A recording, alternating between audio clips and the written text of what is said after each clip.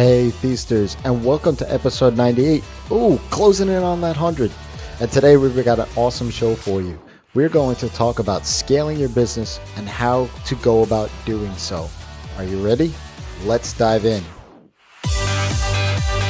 Welcome to the Ask Rezzz podcast. I'm Jason, and I'm here to help you get past those bumps in the road, those struggles, those things that hold you back from building an amazing and profitable freelance business each and every single day. And today's question is, how did you scale your freelance business? And I'll be frank with you, scale is such a dangerous word these days. Scale, the word in business sense, really means growing a business in a profitable way. When I hear the word scaling in the freelance world, it's often meant to grow the business, but often referring to automation or adding people or adding more products and services. For me, it's important to remember why I'm freelancing in the first place. And I would suggest this to you if you're thinking about scaling your business. If you're looking to grow your freelancing into building an agency, then you want to take the steps forward to put you on the path to doing that. If you're looking to grow your freelancing so that you could spend more time at home with your family, then you want to take steps to do that as well. If you're looking to grow your freelancing in a way that puts you in a position to get bought out by a bigger company, then you need to take the steps to do that. These are just three goals business owners may have. But the question about scaling your freelance business in each case is very, very different. There's a key word to the definition of scale that's often overlooked. That word is profitable. I can't speak to building an agency or looking to get bought out, but I can speak to wanting to spend more time with my family. Profitability is the key to success of any business, not just a point in scaling your business. But when it does come to scaling, there is going to be an initial investment and cost analysis that has to take place in order for you to grow. Let me explain what I mean by this. For me, when I look to scale part of my business, I tend to turn to automation first. Why?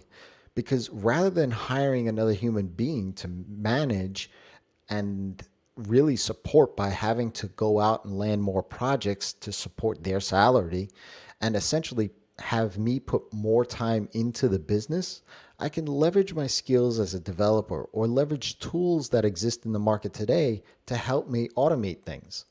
This is usually a low cost or no cost long-term investment with all the time being spent up front, which once in place on the back end frees up the time I want so that I could spend it with my family. So initially, I may have to put some time into documenting the process, finding a tool or coding up a solution, then integrating that automation into the business, testing it out, and then finally iterating on that automation as needed.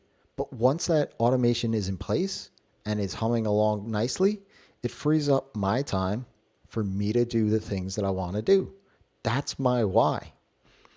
Now, keep in mind, before automating something, I always do everything manual at first, multiple times even, just so that I know that the pieces of the process work and they're needed for the business to grow.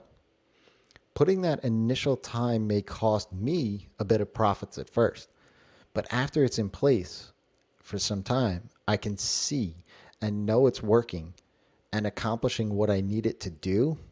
That's when the initial investment turns around into more profits and turns around to more free time for me to do other things. This is where the danger lies in the word scale. People want to scale first and fast before really even knowing if the business can and needs to scale. People hire way too fast and then find themselves in a business that's crippled because they have to pay salaries. Two examples of this are Brennan Dunn and Matt Inglot's stories. Brennan Dunn grew an agency. That's what he wanted to do. And then found out that It just wasn't what he wanted to do. It wasn't his why. Similarly, Matt Inglot had a similar story. People automate because they want to use that shiny new tool. They really don't even know if the process that they're trying to automate works for the business first.